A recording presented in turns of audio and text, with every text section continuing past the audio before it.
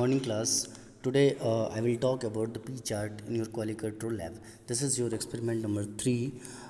We have already done with X chart, R chart and C chart. Now we'll do the P chart. Let's see what our aim is. Our aim is to plot a P chart by taking a sample of N20 and establish the control limit. Now, what do you understand by P chart? I love you already know that the quality is the fitness for use. It means that you can say that the quality has been a concept that has been used with us since the beginning of the time. From the point on, quality has been an issue that cannot be easily defined. However, certain intrinsic elements and dimensions of quality have more manageable and more importantly controllable. It means that with the help of P chart, elements like P chart, we can find what type of proportion is defective or how can it will be a control. So you can say that with the help of P chart, you can control the defect is in any production process, or you can control the defect is in any ongoing process. So you can say that with the help of advent of statistical process control, a new methodology process created on ongoing and continuous evolving process rather than a quick fix quality management system. Listen, होता क्या है, जब अपन किसी quality control पे काम करते हैं तो अपने पास दो चीज़ें होती है. First, you have to check the quality in the inspection department, or we have to check the quality within an ongoing process. Which one is better? First one is not better, second one is better, because if we check the level of quality is in the ongoing process, what we may do? We may do the three things.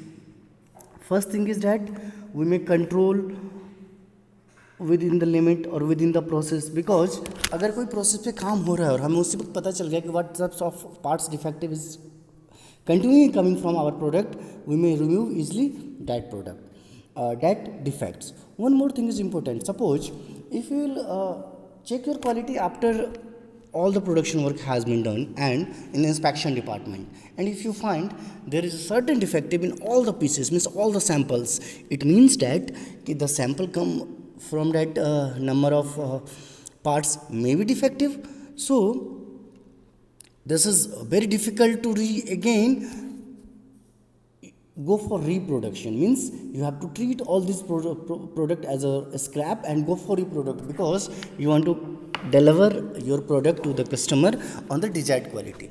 That's why dear friend, it is important for us to check the quality within the process. Through with the help of P chart, we may easily defect the process, we may easily detect whether the process is going on a given dimensions or not. So with the help of SPC, we can easily identify the quality variations in the process. Then different types of steps are designed in SPC and implemented to correct these variations, bringing process under ever tighter control, resulting in higher quality. And if your quality is higher, then definitely your customer will get more satisfied. With the SPC, companies can monitor their process throughout production, analyze data and take corrective actions in the real time. With this monitoring, quality insurance can be determined and adhered to. There are two principal types of quality insurance: sampling inspection of incoming outgoing materials and control chart for ongoing process. As I earlier already discussed when we are teaching you the X chart and R chart, that time I already told you what is the acceptance sampling is, what is the sampling inspection ongoing process, and how can we control these process, means how can we control the ongoing process through the chart. हमने देखा था कि x chart के अंदर जैसे ही कोई भी deviations उस चार्ट के यूसीएल एलसीएल से बाहर आ रहा था, तो व्हाट अपन क्या कर रहे थे, अपन इमीडिएट इनको विद इन द चार्ट ला रहे थे, चेक कर रहे थे और देन प्रोसेस को कंटिन्यू कर रहे थे. तो with the help of statistical control chart we may also manage these things easily and it will be improve our quality. It means we can say that through the P chart we are taking the corrective action in a real time, so that our ongoing process is within the limits. One more important thing I want to say here, that with the help of the chart, we are not only controlling the limits, we are also tooling our process, because if there is any error, so you may just remove the cause of that error and our process will get continue. So we can say that control chart differentiate between the process being in control, means within an acceptance range of random variables, means it is within the range in UCL or LCL, or out of control, means outside of the acceptable range. The primary purpose of control chart is to detect whether a major change or shift in imminent or has occurred in process, resulting in an alteration of that process. The selecting of an appropriate control chart is vital for the success of quality of process. That's why we are going for attributes control chart. And as I told you when I was using the C chart, that the gather raw data are classified at acceptable, not acceptable, rejected, pass, fall, pass, fail, go now, go bad, etc.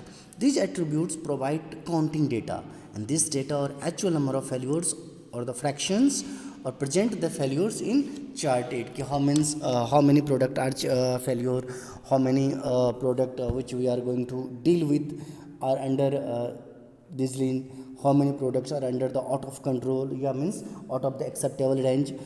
So through the control chart we may also visualize our product easily. One more thing I want to add here, that when you are going for the control chart, we have to just remember two things. First, whether it is attribute. Attribute means what type of attribute, whether it is in fraction attributes, whether it is in control attributes. If it is in with the fraction, we'll go for C chart. If it will not in fraction, we'll go for P chart. Okay. So let's see what type of application of P chart is. As I earlier told you, अगर कहीं attributes हो, यहाँ ना, pass fail, इस तरह का कुछ भी हो, तो अपन जनरली पी चार्ट यूज करेंगे. Most commonly means generally use करेंगे पी चार्ट.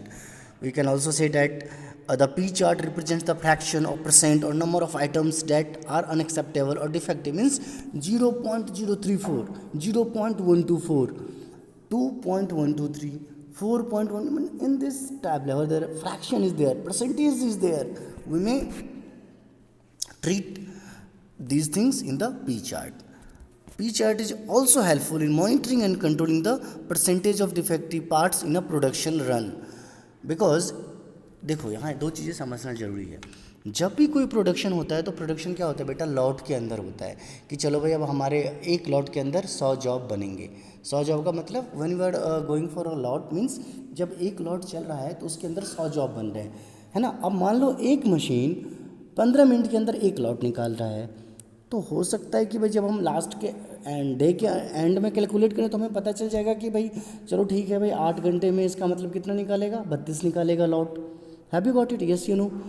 अब एक बात बताओ, अगर हमने एक लॉट में से एक लॉट लिया और उस एक लॉट में से हमने ये पता कर लिया कि इसमें से कितना पार्ट डिफेक्टेड है. सपोज अगर एक लॉट है जो 50 का है या 100 का है या 1000 का है, तो हमने फाइंड आउट कर लिया कि अच्छा एक लॉट के अंदर 10 पार्ट्स डिफेक्टिव आ रहे हैं, तो बोलेंगे ठीक है ओके कोई बात नहीं. अगर मान लो एक लॉट जो हमने निकाला है सैम्पलिंग के अंदर, हमने उसी लॉट को ले लिया और उस लॉट के अंदर मान लो 50 में से 50% डिफेक्टिव आ गया. इट मीन्स डैट कि definitely there is more defective parts in other lots also, and we will check from other sample also कि वेदर हाउ मेनी पार्ट्स और how many fraction is defective.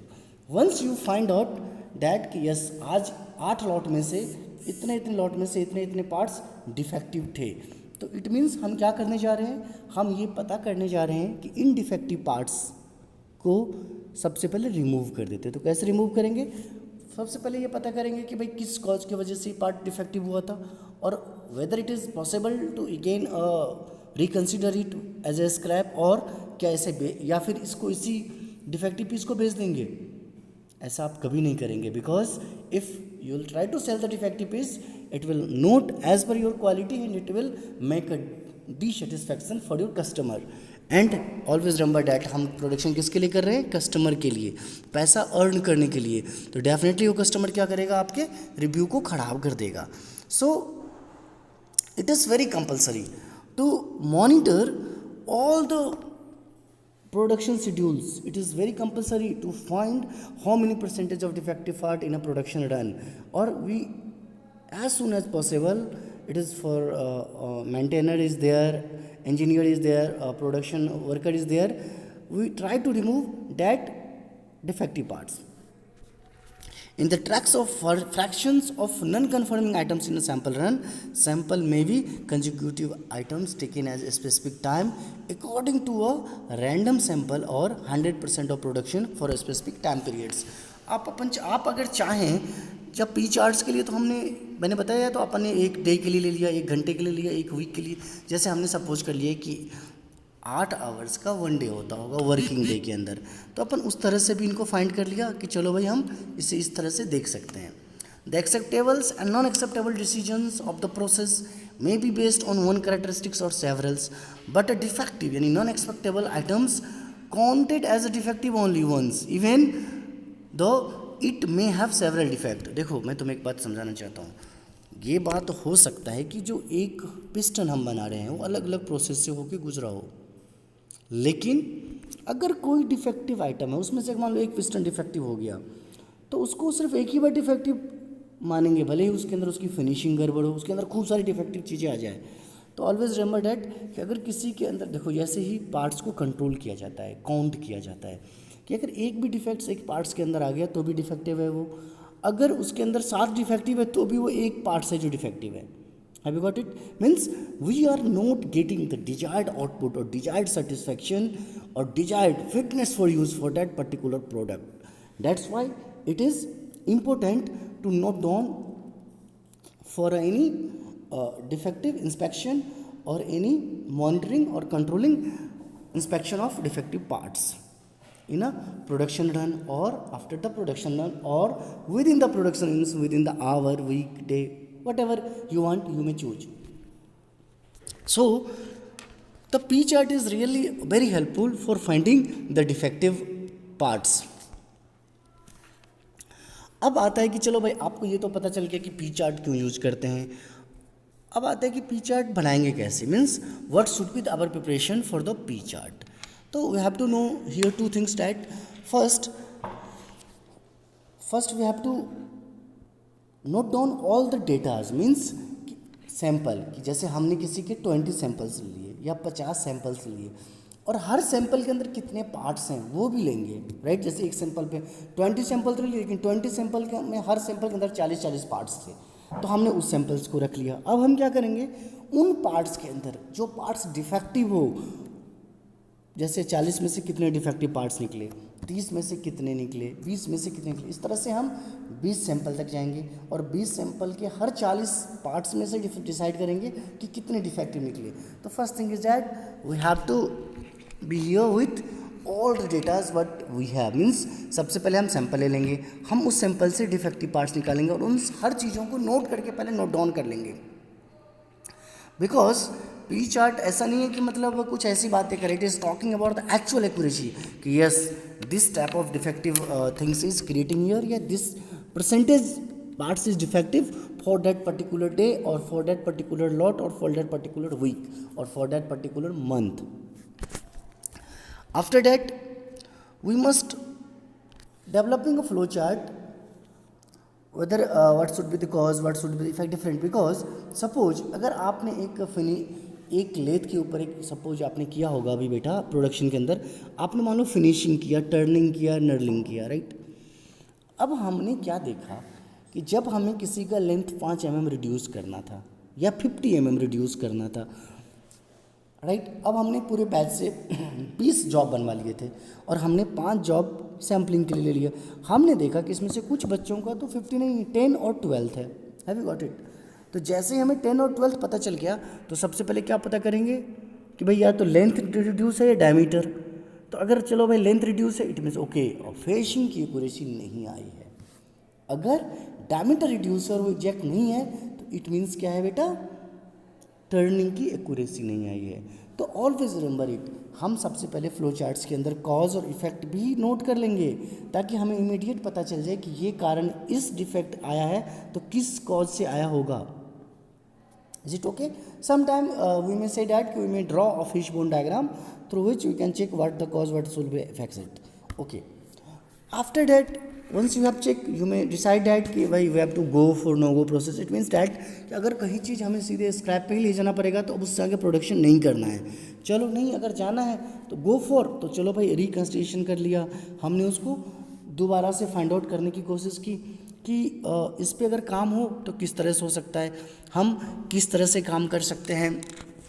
So we can say that कि individual judgement is very compulsory और very play important role for making a product कंफर्मेटी.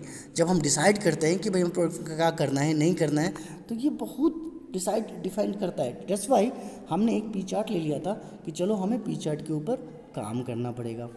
अब जब हम P charts बनाते हैं तो जनरली हम सबसे पहले क्या करते हैं बेटा, 6 बेसिक स्टेप्स ले लेते हैं. सबसे पहले हमने क्या कहा था आपको, आप सारे के सारे रॉ डेटा कलेक्ट कर लो. Point should be noted. Raw data means अपन ने सारे सैंपल्स नंबर कलेक्ट कर लिए, उन सैंपल नंबर्स का साइज सेलेक्ट कर लिया, नंबर्स ऑफ सैंपल कितना रखना है, उनकी बीच फ्रीक्वेंसी क्या होगी, एक एक चीज़ें हमने सेलेक्ट कर लिया. अगर सैंपल साइज लार्ज रखेंगे तो क्या होगा, most of the sample will have non zero numbers of defects. तो हमें ये भी देखना है कि हमें कितने सैंपल साइज रखने हैं, और हमें सैंपल साइज इतने रखने चाहिए जैसे कम से कम एवरेज ऑफ 5 और मोर डिफेक्टिव पर सैंपल, ताकि हम ये पता कर सकें. जैसे मतलब sample size of at least 50 units is a good starting point, कि चलो हमने एक सैंपल साइज में 50 यूनिट्स ले लिया. बाद में हम एक एग्जाम्पल ही बताएंगे जिसके अंदर भी हमने इन चीज़ों को ऐड किया है कि अगर हमारा सैंपल साइज 50 है 20 है तो हम इस पर किस तरह से वर्क कर सकें, किस तरह से काम कर सकें. राइट. उसके बाद हम क्या करेंगे मैं आपको बाद में बताऊंगा. Calculation interpretation of the chart are easier when sample size kept in constant. मतलब जैसे हमने हर एक सैंपल में देखो, केप्ट इन ईजियर का क्या मतलब है कि जब आप कैलकुलेशन करोगे तो आसानी होगी कि चलो 10 सैंपल लिए या 10 लॉट ले लिए, हर लॉट में 20 सैंपल ले लिए, या 50 सैंपल. जनरली 50 लो ज़्यादा बेटर होगा. तो हमने क्या किया, 20 नंबर्स ऑफ सैंपल ले लिया और हर sample every sample is containing 50, ऐसा मान लेते हैं. तो क्या होगा, आपने कांस्टेंट ले लिया ना, तो उससे क्या होगा कि हमें रियल डेटा की वैल्यू पता चलेगी कि कहाँ पर इसके अंदर is there any changing possible और नॉट, और अगर चेंज पॉसिबल है तो किस तरह से कर सकते हैं. जब हमने आपने चार्ट ले लिया तो अब आपने क्या करा, अब आप क्या करोगे कि प्रोडक्शन शेड्यूलिंग कब क्या हुआ आप निकालोगे. एक्चुअल डिस्क्रिप्शंस तैयार कर लिया कि भाई this process is done by this. Once you have note down the every actual dimensions and descriptions everything, then what you will do, you will try to collect these things in an on frame so that track all the possible source of variations.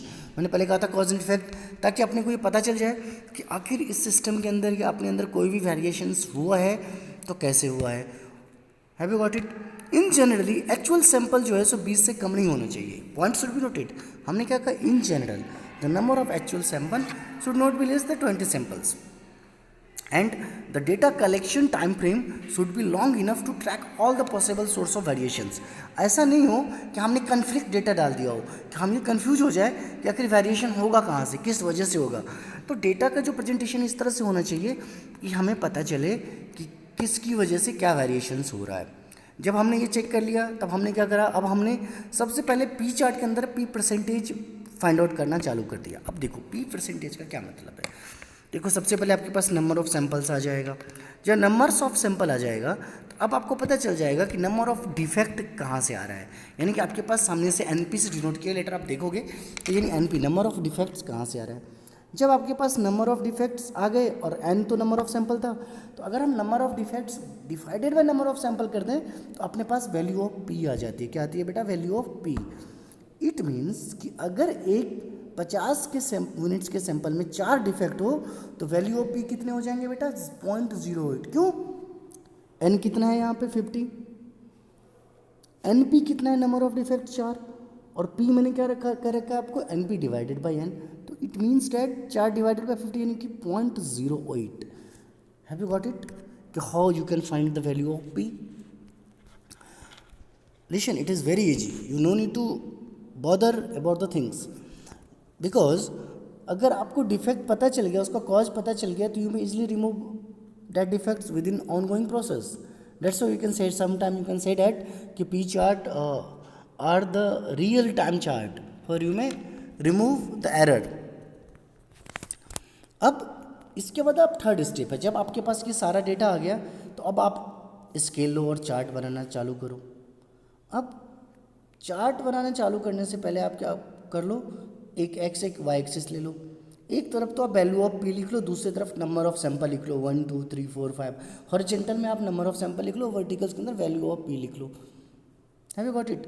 आप कोशिश करो कि भाई कम से कम जितनी आपकी P की value से थोड़ा ऊपर तक जाए, ताकि एक दो चार्ट अगर बाहर आ जाए डेटा तो हमें पता चल सके कि भाई कितना वेरिएशन हो रहा है जो एक्चुअल रेंज ऑफ पी है उससे. अब जब आपने डेटा कलेक्ट कर लिया तो अब आप क्या करो, आपने जो चार्ट बना रखा है यहाँ पर सारे के सारे पी वैल्यू पे मार्क कर दो. अब इन पी वैल्यू को आप क्या करो बेटा, सारे मार्क को मिला दो. जैसे ही आपने मिला दिया तो आपने देखा कि भैया ये तो एक तरह से कंट्रोल चार्ट बन गया है, अटैचमेंट हो गई है. Have you got it. एक और एग्जांपल ले लेते हैं. अगर मान लो 134 यूनिट्स हैं, 20 सैंपल्स हैं, 50 यूनिट ईच सैंपल है, राइट. तो कितने टोटल नंबर सैंपल 1000 हो गए, यस या नो. और 1000 यूनिट में डिफेक्ट्स कितना है 134. तो अगर हमें पी बार निकालना हो तो हम क्या करेंगे, 134 divided by 1000. Point should be noted here. Before we have given the example, it was talking about just 20 samples. Here, in each 20 sample, we are taking the 20 units of each sample. तो total units कितने हो जाएंगे, 20 into 50 यानी कि 1000 total units, and number of defects find per unit 134. Now we are dividing them and we found the p value is 0.134. So a solid line to be attached in a chart indicating the p bar value.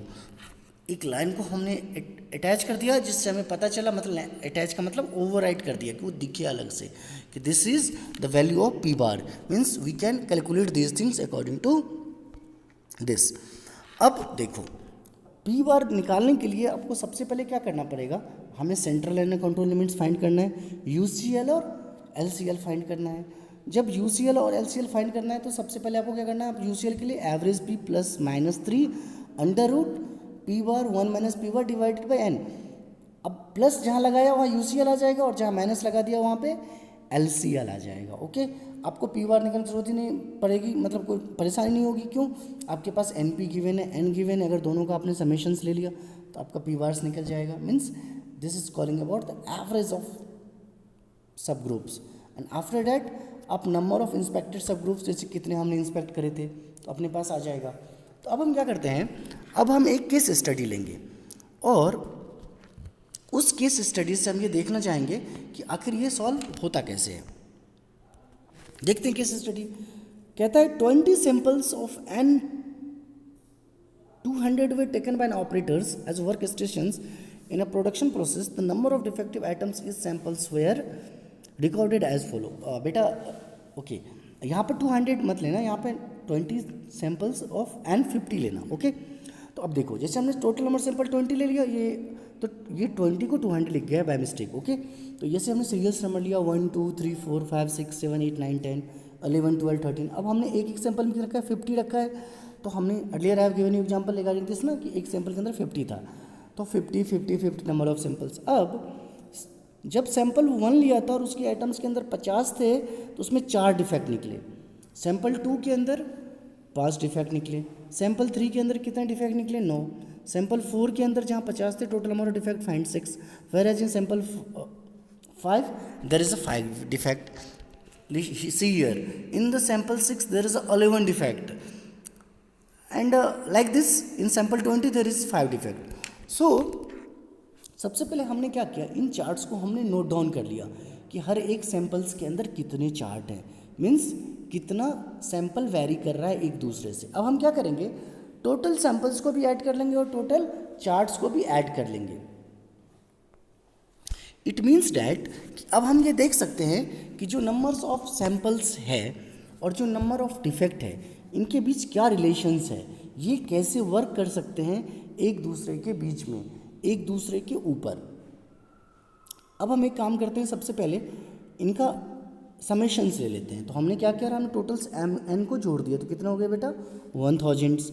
हमने totals defective parts को जोड़ दिया तो कितने value हो गई 134। अब जब हमने 134, अब हमने क्या किया, वापस से पी वैल्यू निकाल लिया। तो हमने पी वैल्यू के लिए आपको क्या सिखा रखा है बेटा, n p divided by n, yes या नो। एन पी गिवन है 4 divided by 50 0.8। For sample two n p, n is 50, n p is 5, वापस से डिवाइड करते हैं 0.10।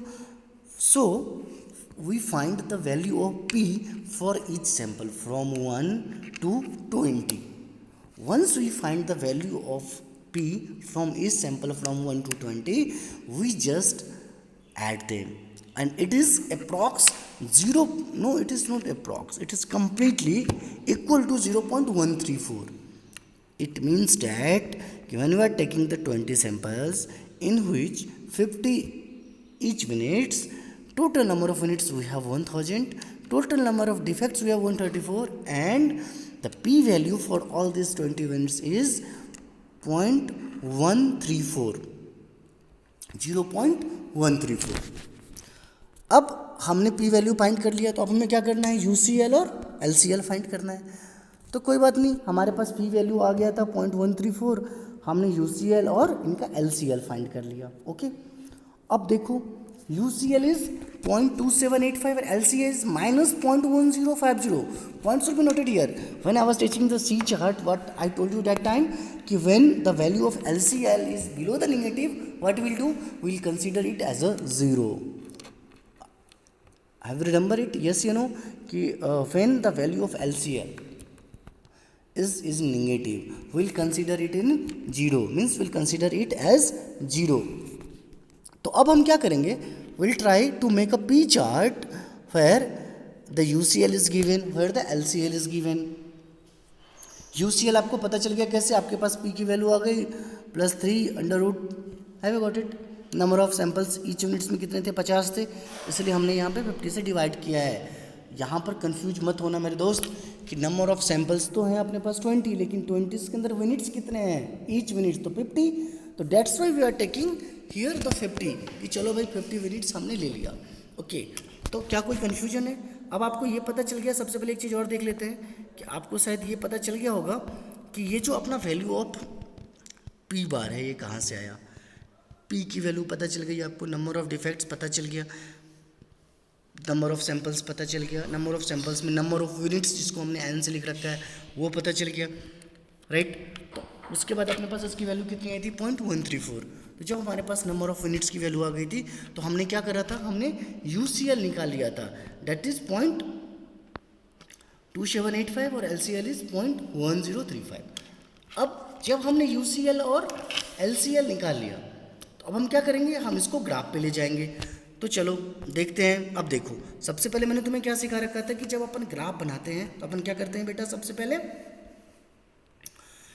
पहले ग्राफ के अंदर एक तरफ तो पी वैल्यू, एक तरफ नंबर ऑफ सैंपल्स लिखते हैं। तो देखो हमने यहाँ पे नंबर ऑफ सैंपल कितने हैं अपने पास, 20 हैं, तो हमने नंबर ऑफ सैंपल्स ले लिया 1 2 3 4 5 6 7 8 9 to 20। अब पी वैल्यूज़ क्या क्या हमने, अब देखो मैंने तुम्हें क्या सिखा रखा है कि ये माइनस में चला गया था ना, तो हमें माइनस में तो लेना नहीं है, यानी हम 0 से चालू करेंगे। तो 0.00, 0.05, 0.10, 0.15, 0.20। अब देखो सैंपल नंबर 1 के लिए what is the our p value is, for the sample number 1 our p value is 0.8। तो अगर हमारा वैल्यू पी वैल्यू 0.8 है सैंपल के लिए, तो हम क्या करेंगे, सबसे पहले 0.8 की वैल्यू ले लेंगे। और जब हमारे पास 0.8 कहाँ से आया था, ये देखो यहाँ से। For sample 1 what the number of defect is 0.8, for sample 2 0.10, for sample 3 0.18, for sample 4 this is 0.12। अब देखो हम आते हैं इस ग्राफ पे। अब हमने क्या किया यहाँ पे, for sample 1 it is 0.08, for sample 2 0.10, for sample 3 0.18। तो अब आप देखो यहाँ पर कि हमने क्या करा है, हमने एक एक सैंपल को 1 by 1 फाइंड आउट कर लिया है। अब बताओ मुझे, हर एक सैंपल की पी वैल्यू लिख लिए, क्या इसमें से कोई ऐसा पी वैल्यू आपको लग रहा है जो आउट ऑफ कंट्रोल जा रहा हो, जो अपने आउट ऑफ सैंपल गिवन से बाहर जा रहा हो? तो आई थिंक नहीं जा रहा है। तो अगर ये आउट ऑफ सैंपल से बाहर नहीं जा रहा है तो इट मीन्स अपन देख सकते हैं कि जो अपना रेंज है इस रेंज के अंदर ही सारे के सारे सैंपल्स हैं। इट मीन्स डैट कि जो हमारा प्रोडक्शन शेड्यूल है ये क्या है बेटा, अंडर कंट्रोल है। प्रोडक्शन शेड्यूल क्या है, अंडर कंट्रोल है। तो अपन ऐसा कह सकते हैं कि जब अपन पी वैल्यू निकालते हैं तो अपन को पता चल जाता है किसी भी पी वैल्यू से कि what should be the value of अबर what should be the value of defective parts for our product. So you have to keep it in mind so that we may find it easily. Okay, I hope you have understand what should be the p value is and why it is important. Thank you.